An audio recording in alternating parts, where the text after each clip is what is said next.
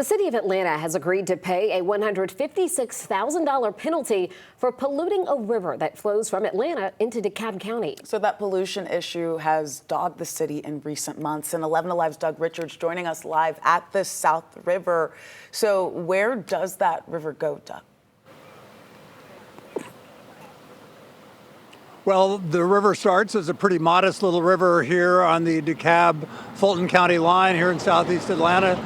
It goes to the southeast to Lake Jackson, where it then goes into the Ocmulgee River Basin and ends up in sort of the classic storied town of Darien in McIntosh County, where it spills out into the Atlantic, carrying with it perhaps a bit of Atlanta water pollution.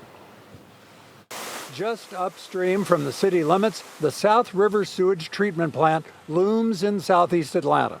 A sign indicates the plant has recently gotten some upgrades, which Jacqueline Eccles had hoped would improve its performance as an eliminator of pollution. But I was hoping, but evidently expansion's not enough.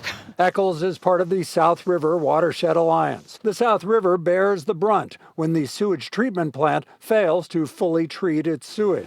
In fact, the State Environmental Protection Division says it has documented 154 spills of raw sewage at the plant during a 16-month period.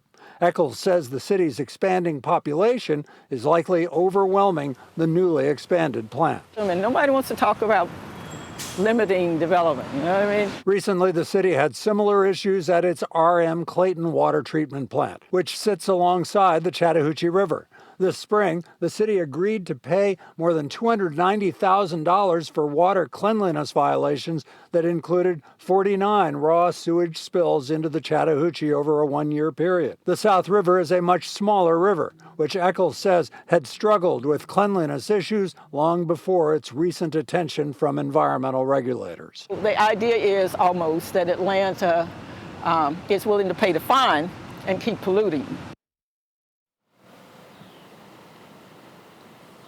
Now, Atlanta officials might dispute that. We have contacted them actually a couple of times over in recent weeks on this issue, and they haven't gotten back to us.